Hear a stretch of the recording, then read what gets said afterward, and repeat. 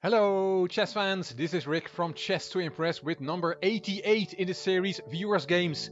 It is Sagnik's turn from India. Hi, this is Sagnik from India. I'm a fan of your videos. Could you please analyze one of my games played on chess.com?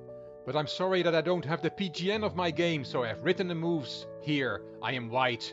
If there are any mistakes, please identify them so that I can improve my game, says Sagnik, who goes under the name of Subrata in the comments. But that probably shows my ignorance of Indian names. He calls himself Sagnik, so we'll call him Sagnik during this video. And Sagnik opened with d4. I don't know the name of his opponent, and it was a 15-minute game, 15 minutes for each player. Knight f6 from black, knight f3, g6, c4, and bishop g7. Knight c3 and d5. We have a Grunfeld Indian on the board, named after the Austrian Grandmaster Ernst Grunfeld, who lived from 1893 to 1962. White now has a wide range of good moves. Bishop g5 is an option. Bishop f4 is also possible. Queen b3 is played a lot, but also e3, a more modest move. But in this game, Sagnik goes for c takes d5, taking in the center. Black took back, e4 kicking that knight, knight takes, b takes, and c5. Black is immediately attacking white's massive center. This is a very impressive center for white, and black is going to chip away at it. Rook b1 is the main theoretical move here, but Sagnik decides on the second most popular move, which is bishop e3 in this position. Now queen a5 is a possibility, or a castling, but knight c6 is also very viable and was played by black. Rook c1, black took on d4, c takes, and played bishop g4, putting a lot of pressure now on the d4 pawn, which is already attacked 3 times by knight, bishop, and by the queen. And now black puts pressure on this knight. The knight is pinned.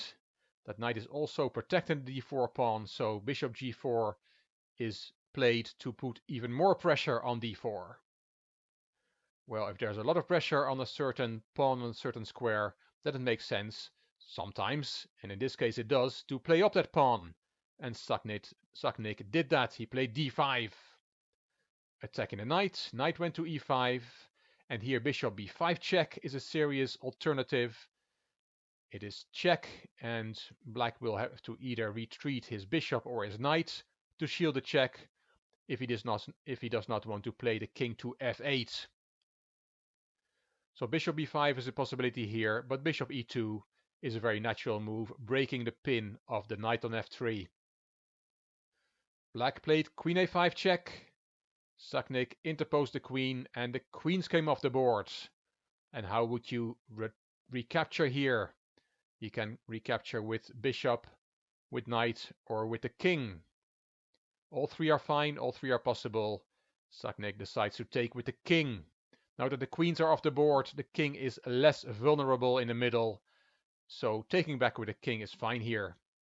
And white has come out of the opening with a nice advantage. He's controlling the c-file, and it's not easy for black to do anything against that.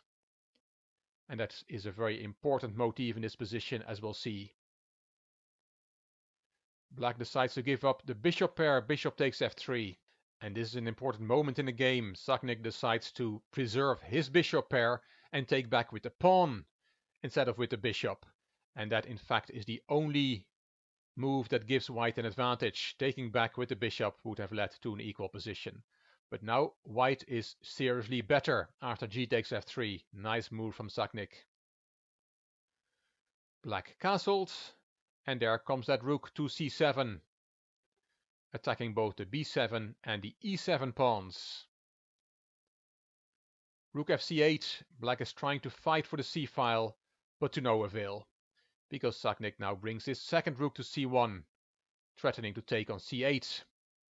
So black took on c7, rook takes back, attacking those 2 pawns still on b7 and e7, and rook d8 was played by black. He cannot protect both pawns at the same time, and he activates his rook somewhat.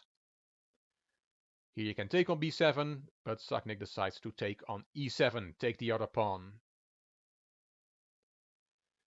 Knight d7. Looks like a very nice move. It's threatening to trap the rook with bishop f8. That rook has no safe squares. And that's something Sagnik must have seen before he took on e7.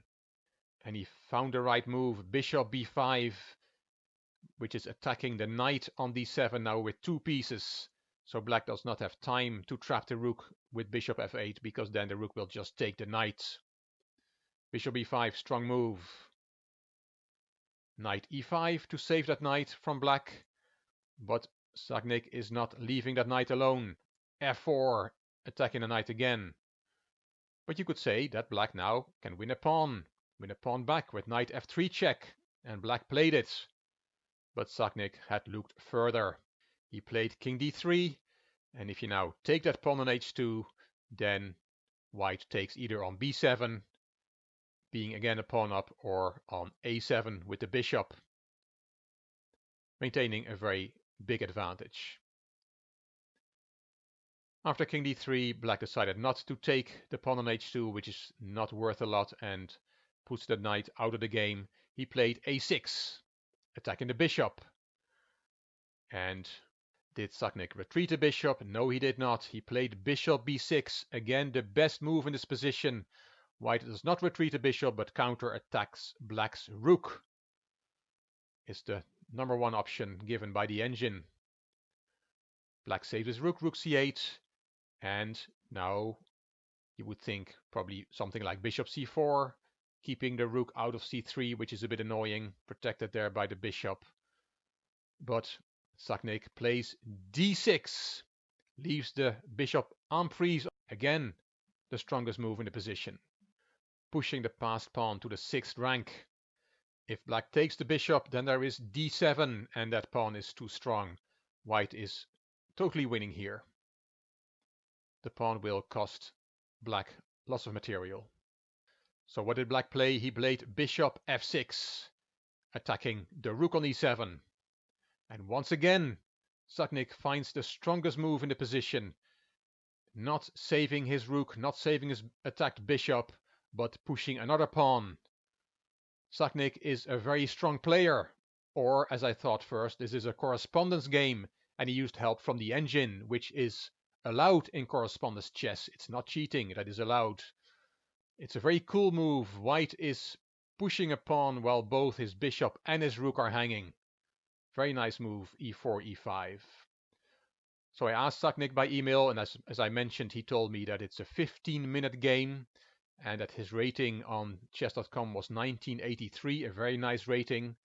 But even with a rating like that, it's very impressive how White finds all the best moves in the position, and we'll see that he finds the best moves till the end, the first choice of the engine on every move.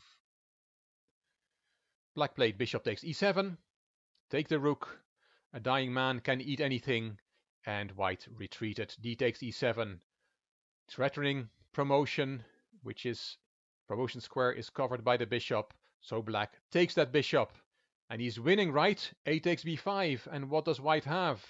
The promotion square is covered by the rook, and black is a lot of material up, in fact a full rook, and black is indeed winning in every variation apart from one, and white played it. Bishop d8, as I said, the only winning move, and white must have seen this move when he played e4, e5 2 moves ago, leaving the rook and the bishop en prise. If he doesn't have this move, then black is winning. But after this move, takes away the control of the e8 square by black's rook, wins the game for white. There's nothing to be done against e7, e8 queen on the next move. So black resigned here, and Sagnik had won a very, very nice game in 27 moves. Well played, Sagnik. You said in your email, if there are any mistakes, please identify them so that I can improve my game. Well, there are no mistakes from white in this game. You followed mainline theory of the Grunfeld defense, and once the opening was over, you played the game perfectly. Each and every move was the first option of the engine. It was an entertaining game. I really liked the game. I very much liked the 24th move d5, d6, leaving the bishop en prise, and then one move later, the move e4, e5, leaving both the bishop and the rook en prise. That is very impressive. But if you want to improve your game, as you said, then this is not the right game to have sent in for analysis on the Chess to Impress channel. White just played the perfect game. I must say I'm slightly suspicious of the authenticity of this game. You can tell me what you think in the comments, please. Hope you enjoyed the video anyway. If you did, please give it a thumbs up and please subscribe to the Chess to Impress channel and please leave a comment. If you like the video, it would be great if you could share it on social media by clicking the share button on YouTube. If you would like your game to be analyzed, you can send it to me by email to classroomchess64@gmail.com. This is Rick for Chess to Impress. Thank you for watching.